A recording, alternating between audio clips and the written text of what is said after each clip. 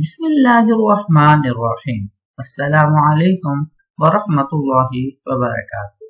معزز ناظرین، آج کی اس ویڈیو میں ہم بات کریں گے آقا علیہ الصلوۃ والسلام نے حضرت بلال رضی اللہ تعالی عنہ سے ارشاد فرمایا کہ اے بلال، تم کون سا عمل کرتے ہو کہ میں نے تمہارے قدموں کی آواز جنت میں سنی ہے۔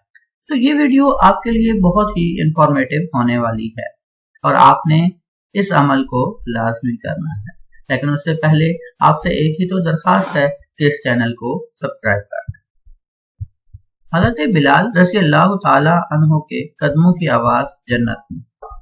حضرت ابو ہریرہ رضی اللہ تعالی عنہ فرماتے ہیں کہ رسول اللہ صلی اللہ تعالی علیہ وآلہ وسلم نے ایک روز نماز فجر کے بعد حضرت بلال رضی اللہ تعالی عنہ سے پوچھا، اے بلال، اسلام لانے کے بعد تمہارا وہ کون سا عمل ہے جس پر تمہیں بخشش کی زیادہ امید ہے، کیونکہ آج رات میں نے جنت میں اپنے آگے آگے تمہارے چلنے کی آواز سنی ہے۔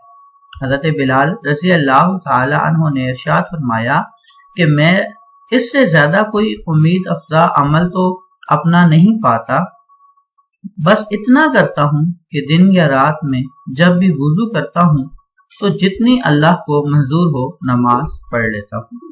یہی وہ عمل ہے شاید جس کی وجہ سے اللہ تعالیٰ نے مجھے یہ مقام و مرتبہ عطا کیا ہے۔